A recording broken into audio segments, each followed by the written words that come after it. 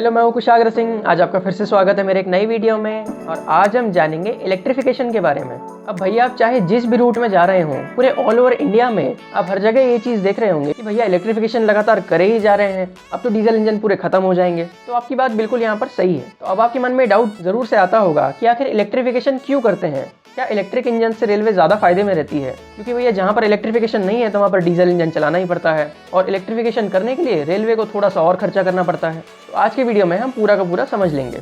अब भैया 2014 में ये डिसीजन आया था कि पूरे इंडिया में जितनी भी रेलवे लाइन्स है उन सबको इलेक्ट्रीफाई कर दिया जाएगा। तो भैया पूरे दुनिया में ऐसा कोई भी कंट्री नहीं है जहां पर उसके पूरे रेलवे ट्रैक्स इलेक्ट्रीफाइड हैं, लेकिन इंडिया अब वो बनने जा रहा है और इसका टारगेट 2023 में रखा गया था। और जिस स्पीड से काम चल रहा है तो उस स्पीड के हिसाब से तो 2023 में हो भी जाना चाहिए। अब लेकिन ये ज़रूरी क्यों था?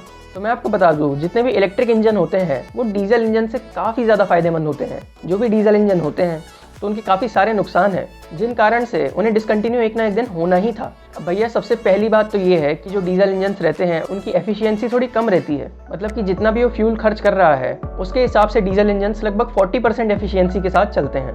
वहीं जो स्टीम इंजन रहते थे उनकी तो थोड़ी और कम एफिशिएंसी रहती थी, उनकी 20% ही थी। लेकिन इलेक्ट्रिक इंजन्स की काफ़ी ज़्यादा रहती है, इनकी लगभग 70 से 80% तक की एफिशिएंसी आ जाती है। तो अब आप सोच सकते हैं कि उसमें पैसा लगाने से आपको कितना ज़्यादा एफिशिएंसी दे रहा है इलेक्ट्रिक इंजन। और डीजल से लगभग ये डबल था। मतलब कि डीजल इंजन्स को चलाने के लिए आपको डबल पैसा लग रहा था इलेक्ट्रिक इंजन्स के मुकाबले में। और साथ ही साथ अगर हम बात करें तो डीजल इंजन से पॉल्यूशन बहुत ज़्यादा होता था। अब आप यहाँ वीडियो में देख रहे होंगे कि ये जो डीजल इंजन है कितना ज़्यादा पॉल्यूशन कर रहे हैं। अब लगातार अगर ऐसे इंजन चलते रहे तो काफ़ी ज़्यादा पॉल्यूशन बढ़ता है इंडिया में। तो इन्हें एक ना एक दिन हटाना ज़रूरी था ताकि पॉल्यूशन हटे। फिर इसके बाद एक और रीज़न है कि भैया हमारे पास फ्यूल तो है नहीं, अब हम खुद ही बाहर से खरीद रहे हैं। और अगर हमें आत्मनिर्भर बनना है, मतलब कि इंडिपेंडेंट बनना है दूसरे कंट्रीज से सारे मामलों में, तो फिर हमें ऐसा कुछ ना कुछ करना ही पड़ेगा जिससे कि हम दूसरों पर डिपेंडेबल ना रहें। अब भैया इलेक्ट्रिसिटी जो है वो तो हम खुद से बना सकते हैं, लेकिन डीजल हम खुद से नहीं ला सकते। वो तो हमें बाहर से खरीदना पड़ता है, क्रूड ऑयल, फिर उसको रिफाइनरी में रिफाइन करके वो डीजल पेट्रोल बन के सब यहाँ पर आता है।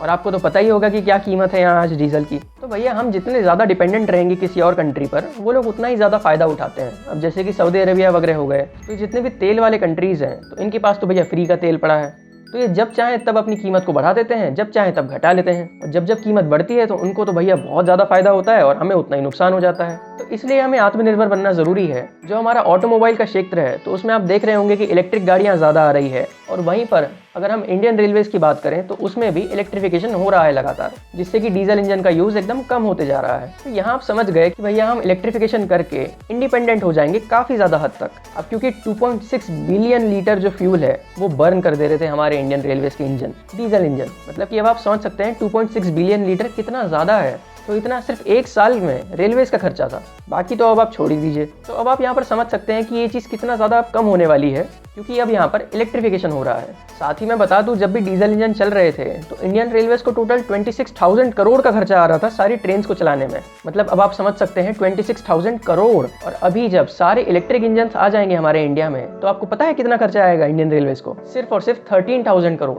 मतलब सीधा आधा, कहाँ 26,000 है, कहाँ 13,000 करोड़ है। तो अब आप समझ सकते हैं कि कितना ज़्यादा ऑपरेटिंग का कॉस्ट कम हो रहा है यहाँ इंडियन रेलवेज़ में। इसलिए इलेक्ट्रिफिकेशन बहुत ज़रूरी है। साथ ही साथ अब मैं आपको डीजल इंजन का माइलेज भी बता देता हूँ। अब भैया जो इंजन है ये काफ़ी ज़्यादा लीटर खर्च करते हैं, इसलिए इनका जो माइलेज है वो लीटर पर आवर में कैलकुलेट करते हैं। मतलब कि 1 घंटे में आखिर कितना लीटर जल रहा है। तो जो अल्को इंजन्स रहते हैं, अल्को इंजन जो कि पुराने वाले डीजल इंजन्स थे, तो उन्हें अगर आप देखेंगे तो आइडल कंडीशन में वो लगभग 22 लीटर पर आवर का फ्यूल खर्च कर लेते हैं। तो अब आप समझ सकते हैं जब वो एकदम सिंपली खड़े हैं, सिर्फ खड़े खड़े में ही वो 22 लीटर पर आवर खर्च कर देते हैं। और वहीं जब वो भागते हैं तो अब आप सुन के हैरान हो जाएंगे, जब वो चलते हैं अपनी फुल स्पीड से तो वो खर्च करते हैं 9 लीटर पर मिनट का फ्यूल। मतलब कि लगभग 9 लीटर हर मिनट जल रहा है, हर 1 मिनट।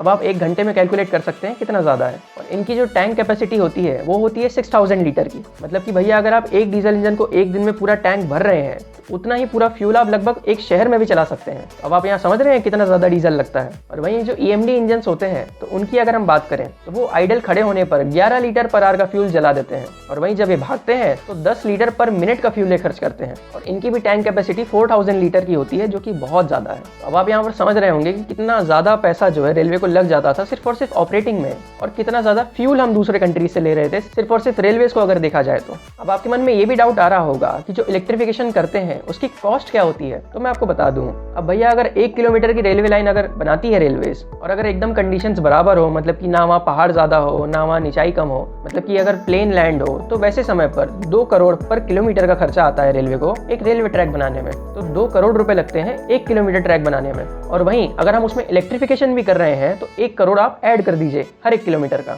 मतलब कि इलेक्ट्रिफिकेशन के साथ अगर आप कोई रेलवे लाइन बनाते हैं तो 3 करोड़ रुपए लगता है 1 किलोमीटर का। तो ये अप्रॉक्स आंकड़ा है। तो यहाँ से अब आप समझ सकते हैं कि इलेक्ट्रिफिकेशन करने के लिए भी रेलवे को काफ़ी ज़्यादा खर्चा है, लेकिन बाद में जो बचेगा तो वो बहुत ज़्यादा है। तो कुछ ही साल में वो सारा का सारा खर्चा रिकवर हो जाएगा, और साथ ही साथ फायदे तो बहुत ही ज़्यादा हैं। अब इंडियन रेलवेज ने एक बार नेट जीरो एमिशन की प्लेज भी ली थी, मतलब कि बिल्कुल भी कार्बन एमिशन ना हो, मतलब कि कहीं भी धुआं ही ना छोड़े, मतलब कि जो धुआं निकल रहा है इंजन से उसे बहुत ज़्यादा कम कर दें। उसी चीज़ के लिए आज रेलवे काफ़ी ज़्यादा आगे बढ़ गई है और इलेक्ट्रिफिकेशन लगभग हर जगह हो रहा है। अभी अगर हम करंट में आंकड़ा देखें तो इंडियन रेलवेज में टोटल 68,000 किलोमीटर की लाइन बची हुई है, जिसमें से लगभग 65,000 किलोमीटर सिर्फ और सिर्फ ब्रॉड गेज है, और उन सबको इलेक्ट्रीफाई कर रहे हैं। और इसमें से अगर आप सुनेंगे तो आप हैरान रह जाएंगे, लेकिन 85 से 90% तक का काम कंप्लीट हो चुका है। 85 से 90%। अब आप समझ सकते हैं सिर्फ 10 से 15% का काम बाकी है। वो तो हमारी इंडियन रेलवेज रिकॉर्ड बनाने में अब माहिर हो गई है। अभी 2023 में या फिर 2024 तक ये चीज़ पूरा का पूरा कंप्लीट हो जाएगा बड़े ही आराम से।